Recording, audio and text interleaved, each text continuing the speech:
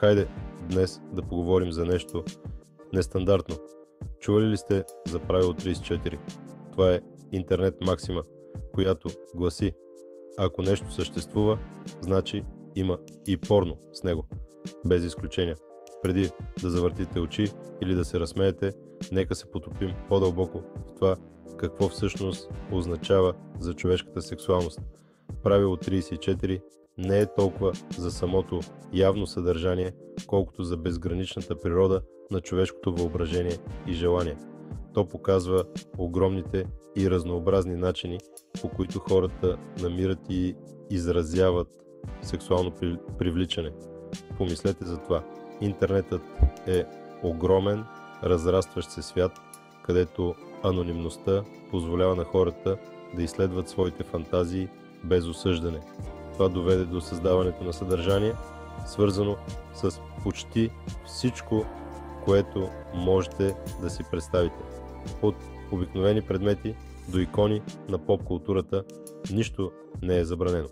Правило 34 също отваря разговор за сексуална свобода и изразяване.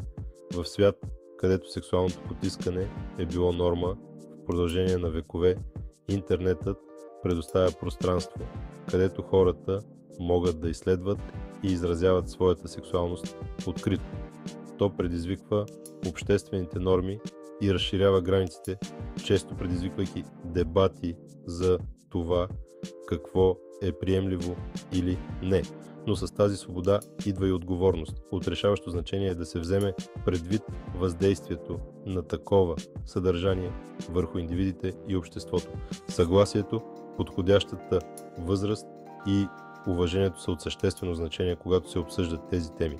И така, правило 34 просто шега ли е или разкрива нещо по-дълбоко за нас? Може би е малко и от двете. Това е напомняне, че човешката сексуалност е разнообразна, сложна и непрекъснато се развива. И може би ни учи да бъдем по-отворени и да приемаме безбройните начини, по които хората намират и изразяват своите желания. Това е за днес. Ако ви се е сторило интересно, дайте му палец нагоре и споделете мислите си в коментарите. До следващия път продължавайте да изследвате, да задавате въпроси и най-важното, бъдете отворени.